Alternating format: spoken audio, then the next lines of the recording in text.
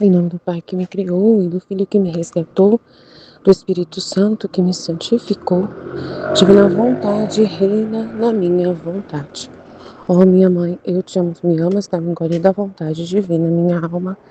Me abençoa, mãe, para que todas as minhas ações sejam feitas diante de vossos olhos maternais.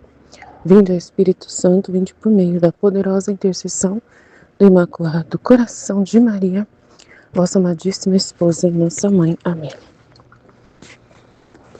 Estudo 12, volume 5, 23.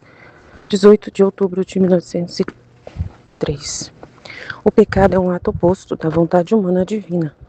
O verdadeiro amor é viver na vontade do amado. Continuando o meu habitual estado, por trevas instantes vi o meu adorável. Por breves instantes. Nossa Senhora, minha letra.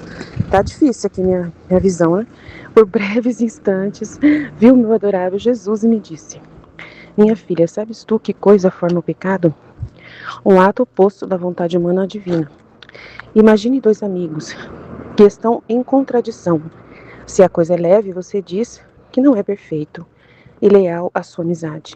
Embora fossem coisas pequenas, como amar-se e contradizer-se, o verdadeiro amor é viver na vontade do outro, inclusive à custa de sacrifício. Mas se a coisa é grave, não só não são amigos, mas ferozes inimigos. Tal é o pecado. Opor-se ao querer divino é o mesmo que fazer-se inimigo de Deus, ainda que seja em coisas pequeninas. É sempre a criatura que se põe em contradição com o Criador. Então é simples, né? Simples entender o que é o pecado, né?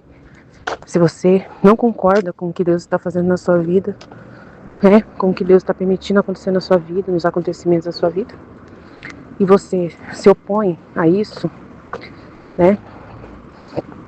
E você se revolta, você sente uma amargura muito grande pela vida que você está levando, né? Você se volta contra plenamente tudo o que está acontecendo na sua vida. Cuidado, né? Você já está pecando, né? Já é pecado a posição de estar contra os acontecimentos da sua vida. Ah, mas são consequências ruins dos meus pecados, são consequências ruins dos pecados dos meus pais, né? Que eu vivo hoje e tal. Então não é culpa minha, né? É culpa toda de uma realidade que está por fora de mim. Até o padre Paulo Ricardo está falando disso lá no PHM, né? O quanto que as pessoas estão se esquivando de assumir que são pecadores, né? Que são escolhas próprias, né? E igual Santo Agostinho, na época que ele estava no maniqueísmo, era dito para ele isso. O padre Paulo Ricardo explica, né? Que disseram para ele que não, você não é pecador. Isso aí é o sistema, né? O que você é fruto de um sistema ruim que está fazendo você ter que se comportar dessa forma. Então você se perdoe e tal. Não é pecado. Então,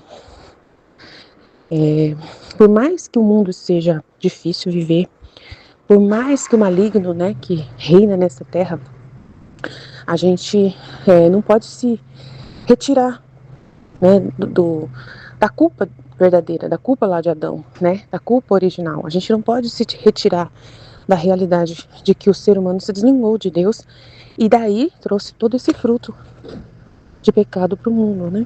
Trouxe todo esse fruto de pecado e consequências de pecados e fez com que esse mundo fosse um mundo hostil ao ser humano, né? Adão pecando, tudo se voltou contra Adão. Tudo se voltou, a criação se voltou contra Adão, toda a realidade humana se tornou uma realidade doentia, né? Violenta, grosseira, né? E aí a gente vive nesse ambiente gerado pelo pecado. E aí, não aceitar isso, né? Não conseguir entender isso, né? Como que é uma coisa importante, e se achar que é inocente, eu não tenho culpa, né? De tudo que acontece, é uma mentira. É viver no engano, né? No auto-engano, dizendo que eu não tenho culpa de nada que aconteceu na minha vida. Não foi eu que procurei certas coisas que me acontecem. É fruto de toda uma criação dos meus pais, né, de todo um trauma de vida que eu vivi. Então, assim, não é justo. Não é justo que eu tenha que sofrer essas consequências e agora eu tenho que aceitar todas essas coisas que me acontecem. Eu sou tímido e essa timidez atrapalha a minha vida. E por que eu sou tímido? Por causa que a minha mãe e meu pai, né, me expuseram, fizeram isso comigo. E aí eu me fechei. E aí, então a culpa é deles. Aí hoje eu não consigo ter uma família. Hoje não sou feliz porque eu não tive, né, capacidade de me relacionar. Quando era a vez de ter namorado, eu me relacionava, eu me abri ao amor, eu me fechei. Porque, né, toda uma experiência negativa do casamento dos meus pais e tal, fez com que eu não confiasse nas pessoas. E hoje eu sou sozinho, né, não tenho amor, né, não tenho família, não tenho para quem doar minha vida. Então minha vida é amarga, minha vida é triste, minha vida é solidão. E como que eu vou dizer que eu amo essa vida? Eu não amo essa vida, porque não foi eu que a escolhi. Foi alguém que escolheu ela pra mim. Então, já pensou? Já pensou a pessoa viver assim? Ela vai viver em estado de pecado e de oposição a Deus por toda a vida, né? Por não aceitar a realidade da vida dela, por não entender, né? Não olhar pra dentro para tudo isso que aconteceu na vida dela e falar com Deus e buscar Deus para poder entender toda a dinâmica da própria vida, né? Então, é muito sério. E por causa de todo esse fechamento, por causa de toda essa angústia da vida, não buscou Deus, né? Não foi até a fé, não buscou a fé, se desligou de Deus, não quis saber de religião, porque viu os pais indo para a igreja e brigando dentro de casa, então ficou julgando os pais, dizendo que a igreja não trazia benefício para a família, que a fé ali não era válida, não resolvia nada. Então achou que a fé, a igreja, na verdade, poderia estar causando até o pecado ali na família, aquela desordem familiar. A pessoa vê o oposto, né? Pelo humano, pelo ver humano. Então, assim, imagina a tristeza de Jesus, né? Por ele ver essas pessoas nesse jeito hoje em dia. Muitas pessoas nessa condição de plena revolta, de tanta murmuração, de tanto ficar dizendo que não foi, que não é bom, que não consegui, que as coisas foram difíceis, que eu não sei. Então, assim, imagina, né? E aí tem outras pessoas que já conseguem. E aí qual a diferença entre uma e outras, né? Tem pessoas que apesar de tudo, apesar de ter sofrido, apesar de ter sido pobre, apesar de não ter tido onde morar direito, né? Conseguiu estudar, conseguiu se dedicar aos estudos, né? Se formou, hoje tem uma profissão, tem família, né? Acabou conhecendo o marido, a esposa no trabalho, na faculdade, casou, tem família, tem tudo. Porque não parou para ficar se lamentando, né? Viveu, entregou tudo, né? Para poder viver, para poder amar. Então, aí você vê a diferença, né? Entre aquela pessoa que fica dentro de si mesma, num contexto amargo, de uma vida interior amarga, exposta ao externo, né? É uma vida que parece interior da pessoa, porque ela ficou lá, né? Ah, é culpa do meu pai. Ah, é culpa da minha mãe. Então, tem pensamentos ali interiores da pessoa, mas sempre olhando a culpa fora, sempre colocando a culpa em alguém. E isso gasta uma energia, isso gasta todo um tempo que a pessoa se fecha para a realidade e não vive. Agora, quem não fica culpando ninguém e assume as rédeas da própria vida, de repente Deus empurra essa pessoa para frente e abre os caminhos para ela. E aí ela consegue ser tudo o que precisar ser, se realizar em uma profissão, até ter 2 profissões, 3 profissões na vida. Consegue estudar uma coisa, depois faz outra faculdade, estuda outra, e tem família, e tem filhos, e tem, né? E se realiza tanto, tem tantas atividades, né? Participa da igreja, tanta coisa que faz, a vida completa, né? E essa pessoa é um exemplo para o outro que não tem nada. E daí você vê a diferença entre as almas, né? O que faz uma pessoa ser inimiga de Deus faz com que a vida dela traze. O que faz uma pessoa ser, né, positiva, trabalhadora, operante, faz com que ela só tenha motivos para agradecer. Então é muito interessante, né? Essa é a realidade que a gente percebe. Que o pecado é uma coisa que realmente está enraizada dentro do coração de cada pessoa. Então, se a pessoa viver em volta dessa amargura, dessa revolta, é isso que ela vai gerar. Só revolta. E vai ser fruto das próprias escolhas, né? O culpar o outro, colocar a culpa no outro, não assumir sua própria responsabilidade pela vida, é isso que vai gerar. E não é assim que Deus quer. Cada um de nós tem capacidade de realizar muito, de correr atrás, né, de se abrir. Mas, né, precisa de sacrifício para isso, não é fácil. Então, é muito bom e importante entender. E no outro trecho, 24 de outubro de 1903, imagem da igreja. Havendo dito ao confessor meus temores de que não fosse vontade de Deus meu estado, e que ao menos como prova gostaria de tratar de esforçar-me em sair e ver se o consegue ou não, que é o trecho, acho que anterior que a gente leu, né? Antes até, do outro dia. E o confessor, sem pôr sua acostumada dificuldade, disse: está bem, amanhã provará. Então eu fiquei como se tivesse sido liberada de um peso enorme.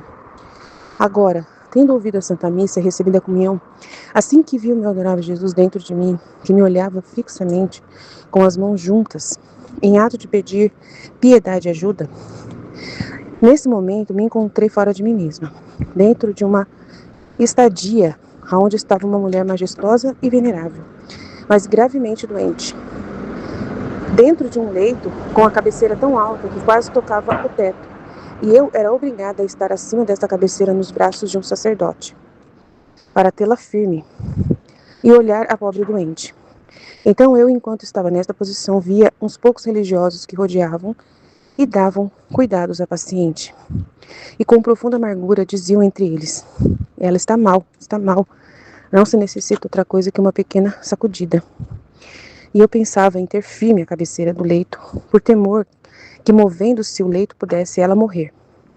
Mas vendo que a coisa ia para longo, e quase me aborrecendo do mesmo lazer, dizia àquele que me tinha, por caridade, me abaixa. Não estou fazendo nenhum bem, nem dando nenhuma ajuda. É o que ela sente como alma vítima, né? A posição, Jesus fez essa visão para ela perceber o lugar dela, né? Em que aproveita o estar-me assim inútil, se abaixo ao menos posso servi-lo e ajudá-lo. E aquele não ouviu que mesmo com uma pequena sacudida pode piorar e acontecer coisas tristíssimas. Assim, se você descer, não havendo quem mantenha firme o leito, pode inclusive morrer. E eu, mas pode ser possível que fazendo só isto lhe possa vir este bem? Eu não acredito. Por piedade, me abaixa. Então, depois de ter repetido várias vezes essas palavras, baixou-me no chão, né, saiu do estado. E eu sozinha, sem que ninguém me detivesse, me aproximei da doente e com surpresa e dor via que o leito se movia. A esses movimentos punha-se o rosto lívido, tremia, parecia o estertor da agonia. Aqueles poucos religiosos choravam e diziam: não há mais tempo, já está nos momentos extremos. Pois entravam pessoas inimigas, soldados, capitães, para bater na doente. E aquela mulher moribunda levantou-se com intrepidez e majestade para ser ferida e golpeada. Ao ver isto, tremia como uma cana e dizia entre mim: eu fui a causa, eu dei um empurrão para que acontecesse tanto mal. E compreendia que aquela mulher representava a igreja doente nos seus membros, com tantos outros significados que me parece inútil explicar, porque se compreende lendo o que eu escrevi. Então eu encontrei em mim mesma Jesus e meu interior disse: se te suspender para sempre, os inimigos começarão a fazer derramar sangue à minha igreja. E eu: Senhor, não é que eu não queira estar. O céu me guarde que eu me afaste de sua vontade, mesmo por um abrir e fechar de olhos. Só que se quiser estarei, se não quiser, me tirarei. E ele: minha filha, mal o confessor te libertou, isso é quando te disse: está bem, amanhã tentamos. O nó da vítima já se soltou, porque só o adorno da obediência é o que constitui a vítima. E jamais a aceitaria por tal, sem este adorno. Ainda que a custo, se fosse necessário, de fazer um milagre da minha onipotência para dar luz a quem te dirige, para fazer dar esta obediência, eu sofri voluntariamente, mas quem me constituiu vítima foi a obediência ao meu amado Pai, que quis adornar todas as minhas obras, desde a maior até a menor, com o adorno honorífico da obediência. Mais tarde, encontrando-me em mim mesma, sentia temor de tratar de sair, mas depois me arranjava, dizendo: devia pensar quem me deu obediência. E além disso, se o Senhor o quiser, eu estou disposta. Então é muito delicada a situação, né? A Luísa não consegue ser vítima sem o padre. Não consegue. Precisa-se ter o padre ali, dando toda assistência, pedindo para ela manter-se nesse estado, né? Então, precisa da vontade do padre ali, né? Para o padre dizer: eu quero você como uma vítima. Eu quero usar de você para isso, para ajudar a igreja. Então, o padre precisa estar ali. É isso que Jesus está dizendo. E ela quer mandar o padre embora. Ela não quer mais que o padre vá na casa dela. Esse que é o problema dela. Ela não quer mais que o padre tenha o trabalho de ir na casa dela. E aí, por causa disso, ela vê que não está sofrendo nada, né, que Deus não está mandando sofrimentos para ela, aí ela acha que não está sendo mais uma vítima. Mas não é isso. É qualquer situação ali, estando sofrendo ou não, estando ali na cama esperando o sofrimento, mesmo que demore meses para voltar, ela está ali no estado de vítima. Então ela acha que por ela não estar sofrendo e o padre não estar vendo ela sofrer ali, que ela está perdendo o tempo do padre. Então ela pede, fica nessas confusões aí, né, falando pro padre tirar a obediência então, né? E aí ele fala: tá bom, vamos ver. E aí Jesus, né, mostra que isso vai dar ruim, né? Que ele precisa que o padre esteja conectado a ela, senão não vai servir para nada. Senão ela não vai servir para Jesus, né, para Deus nesse contexto. Então é isso, amém? Jesus, eu confio em vós, fit, fit, fit. Em nome do Pai que me criou, do Filho que me resgatou, e do Espírito Santo que me santificou, divina vontade, reina na minha vontade. Ó minha mãe, eu te amo e tu me amas, dá-me um gole da vontade divina, minha alma. Abençoa-me, mãe, para que eu possa fazer todas as minhas ações diante de vossos olhos maternais. Eu não sou nada, Deus é tudo, Pai, eu te amo. Minha mãe, feche a divina vontade em minha alma para que ela possa tomar o primeiro lugar e formar seu trono, sua morada. Vinde, Espírito Santo, vinde por meio da poderosa intercessão do Imaculado Coração de Maria, vossa amadíssima esposa e nossa mãe. Amém, Fiat. Então, volume 5, trecho 23, 18 de outubro de 1903. O pecado é um ato oposto da vontade humana à divina. O verdadeiro amor é viver na vontade do amado. Continuando meu habitual estado, por breves instantes vi o meu adorável Jesus e disse-me: minha filha, sabes tu que coisa forma o pecado? Um ato oposto da vontade humana à divina. Um ato oposto da vontade humana à divina.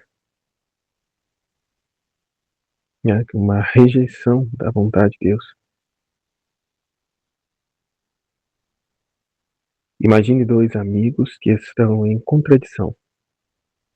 Se a coisa é leve, você diz que não é perfeita e leal sua amizade, embora fossem coisas pequenas, como amar-se e contradizer-se.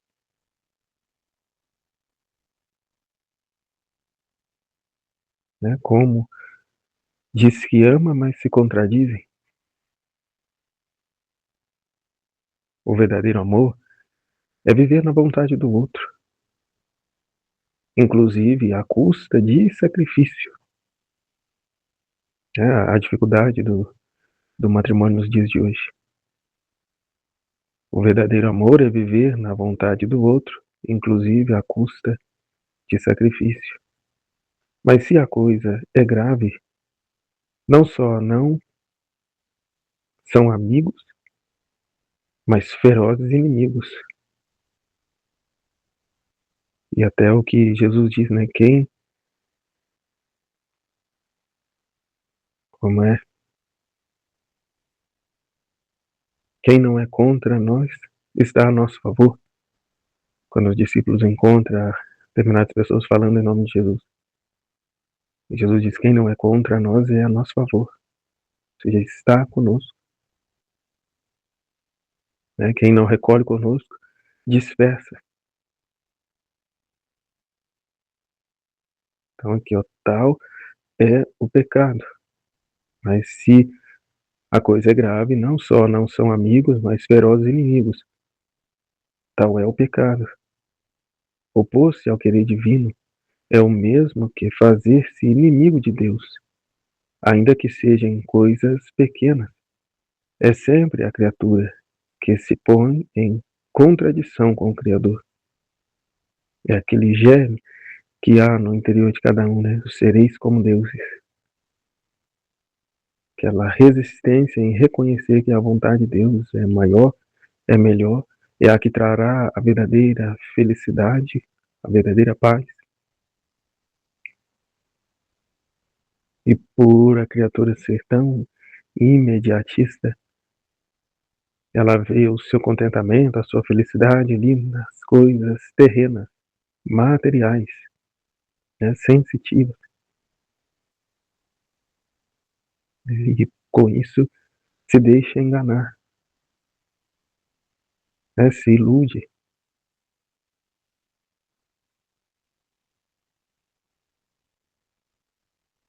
O querer divino é o mesmo. Opor-se ao querer divino é o mesmo que fazer-se inimigo de Deus, ainda que seja em coisas pequenas. É sempre a criatura que se põe em contradição com o Criador. Da parte de Deus não falta o auxílio, a força, a luz, mas é preciso que a criatura se volte para Ele, busque a Ele. Né?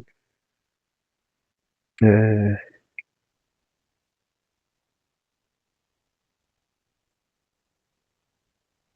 talvez algo que veio ao meu entendimento outro dia, né? Pedi e vos será dado. E o que foi dito também, não lhe será posto um fardo, uma cruz maior que a sua capacidade. Então, seja o que queres, o que anseia, isso terá, alcançará. Se pela vontade divina, ótimo, mas se pela vontade permissiva de Deus,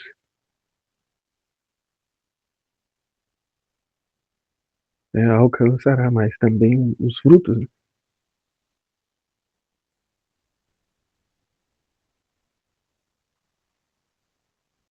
Ela, a pessoa está numa realidade ali que ela crê, reconhece que é a vontade de Deus, mas se desgosta dessa situação e quer outras coisas, quer buscar outras coisas. E até reza pedindo. E até reza a Deus.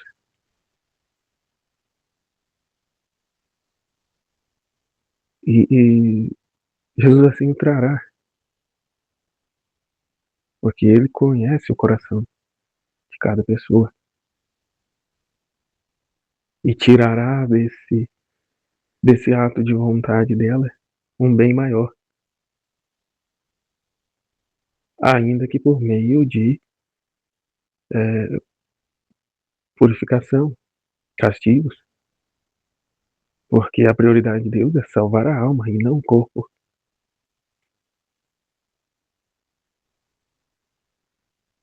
E com isso, então, um longo purgatório.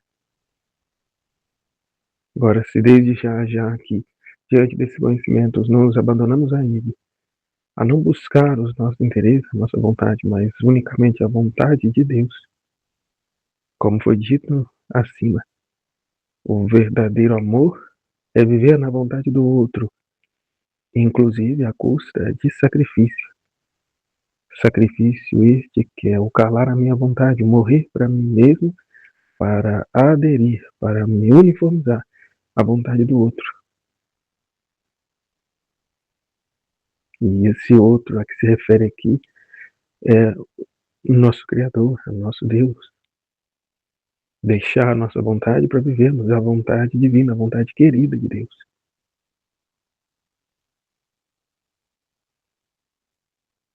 Portanto, sem dúvida, sem questionamentos, sem murmurações, ficar se debatendo, mas avançando nesse conhecimento a fim de poder tocar com a mão tal qual a realidade é, como o testemunho da nossa irmã outro dia, em relação à filha, que já viveu tamanha alegria só por compartilhar da divina vontade, um efeito da divina vontade, melhor dizendo, é de ter correspondido, ter realizado um ato na vontade divina. É um ato de vontade querida de Deus. Com isso, os verdadeiros frutos do bem, do amor, da paz,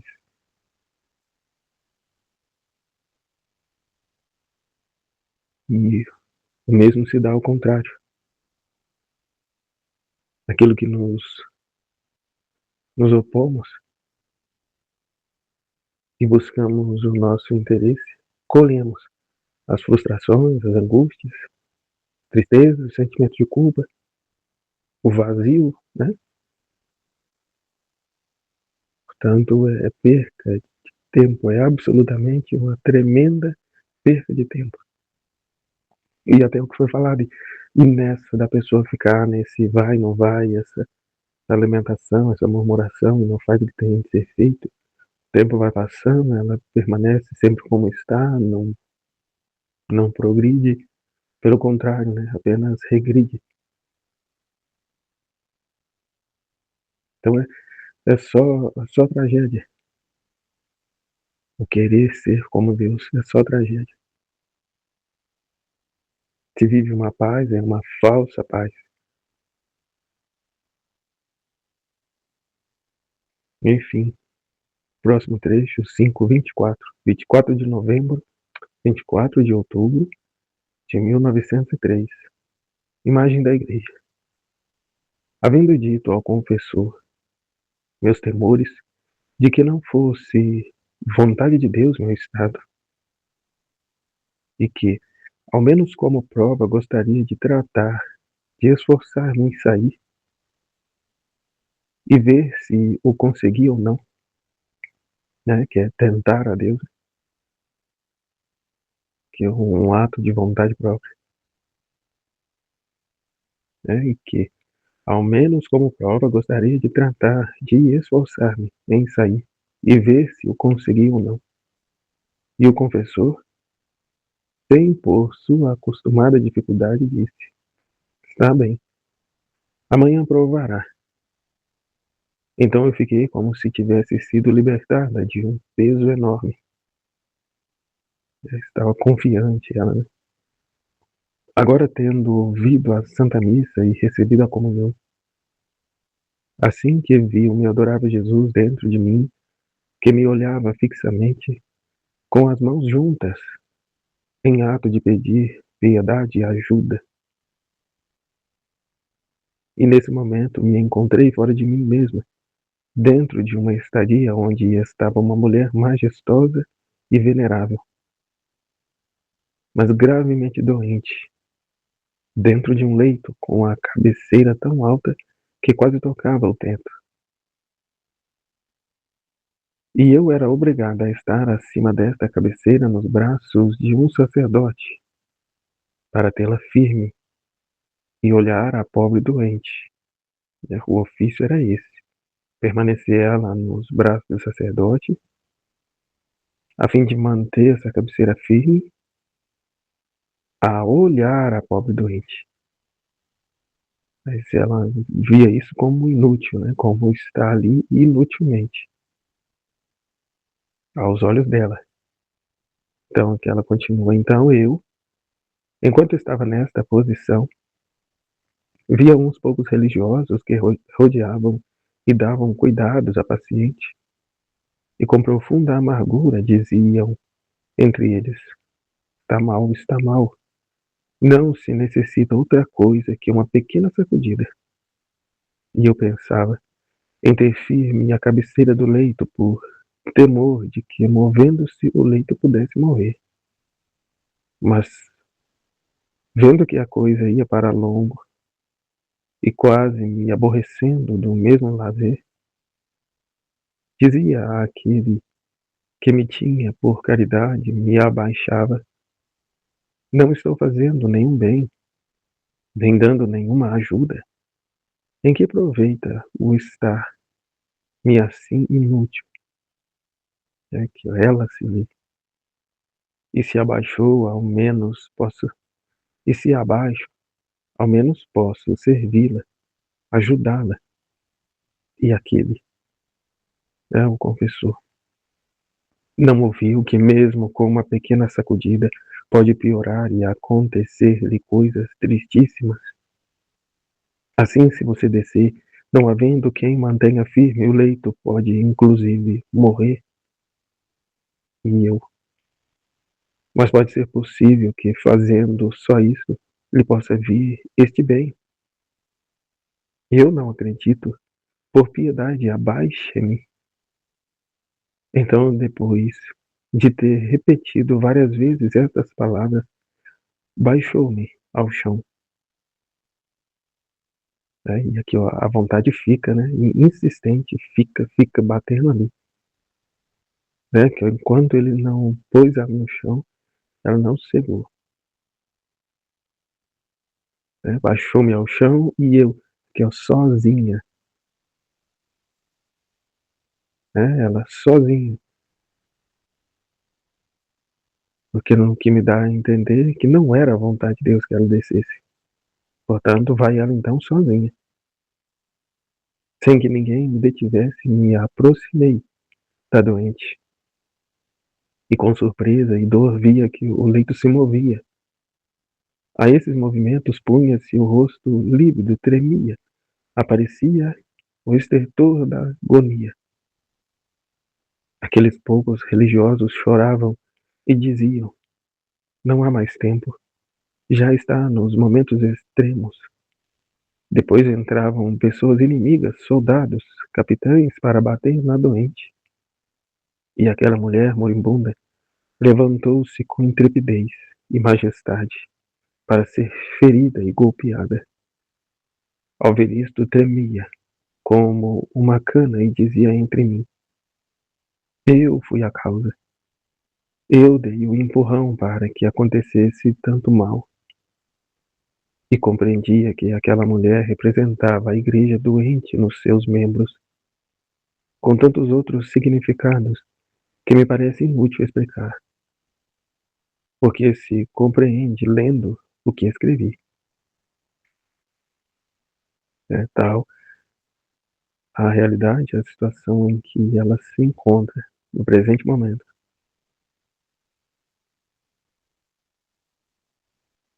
Então eu encontrei em mim mesma, e Jesus me deu, e Jesus em meu interior disse: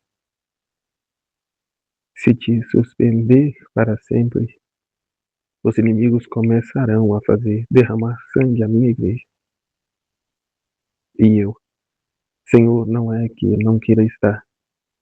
O céu me guarde que eu me afaste de sua vontade, mesmo por abrir e fechar os olhos. Só que se quiser, estarei. Se não quiser, me tirarei. E ele, minha filha, mal o confessor te libertou, isto é, quando te disse: está bem, amanhã tentamos. O nó de vítima soltou-se, porque só o adorno da obediência é o que constitui a vítima, e jamais a aceitaria por tal sem este adorno. E a obediência dela é que ela permanecesse sob a obediência do confessor.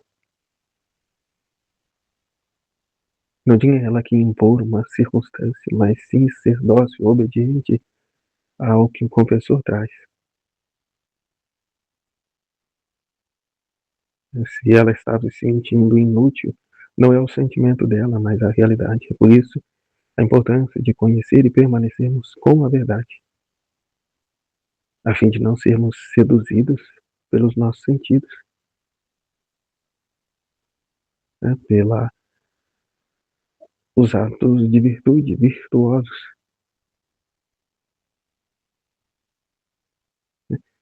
Jamais aceitaria por tal sem este adorno, a obediência.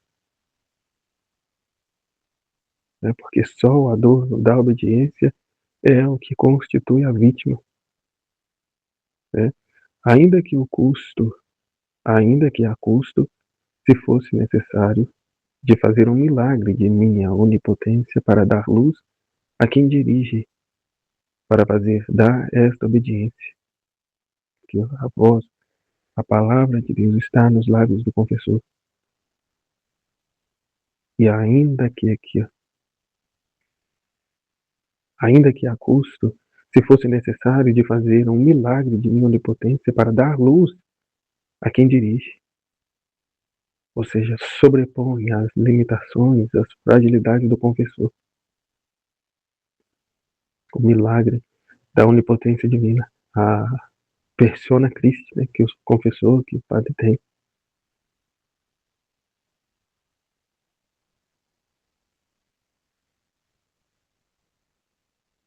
Para fazer dar esta obediência.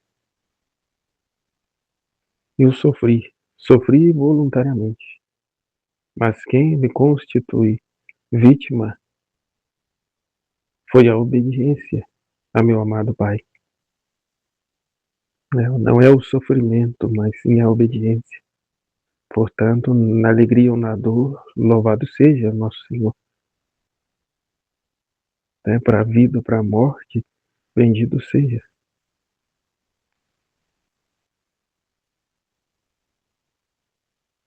É a obediência. É o que alguns não compreendem. Ainda tem a ousadia de dizer, obedeceremos à Santa Mãe Igreja a desobedecendo. Então só aí uma contradição absurda e que não compreendem, não conseguem enxergar o absurdo, o próprio absurdo que está dizendo. Como eu vou obedecer desobedecendo? Aonde está a ordem? Aonde está a obediência? Que era para fazer isso, coisa do tipo. Se o próprio Jesus, a obediência por excelência, não agiu assim. Então, que quis adornar todas as minhas obras, né? Meu amado Pai, que quis adornar todas as minhas obras, desde a maior até a menor, com adorno honorífico da obediência. Mais tarde, encontrando-me em mim mesma, sentia temor de tratar de sair, mas depois me arranjava dizendo: devia pensar quem me deu a obediência. E além disso, se o Senhor o quiser, eu estou disposta. Mais tarde, encontrando-me em mim mesma, sentia temor de tratar de sair, mas depois me arranjava dizendo: devia pensar quem me deu a obediência. Aqui, ó, tirar os olhos do confessor, da realidade humana, e reconhecer nele a palavra, o doce Cristo. E além disso, se o Senhor o quiser, eu estou disposta, tanto ou para o ofício de vítima, ou de apenas ficar ali olhando. E não cabe a ela, não cabe ao Filho da Divina Vontade julgar se está sendo útil ou não o ato que eu estou realizando. Não é o ato em si, mas a obediência. É a finalidade para o qual fomos criados. O retorno ao nosso posto, a buscar cumprir a missão destinada por Deus a cada um de nós, no seu divino querer.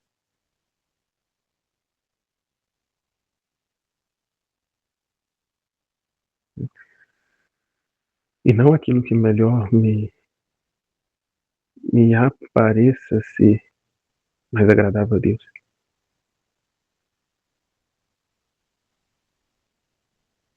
Jesus, eu confio em vós, em nome do Pai, do Filho e do Espírito Santo. Amém. Fiat. Deus abençoe a todos.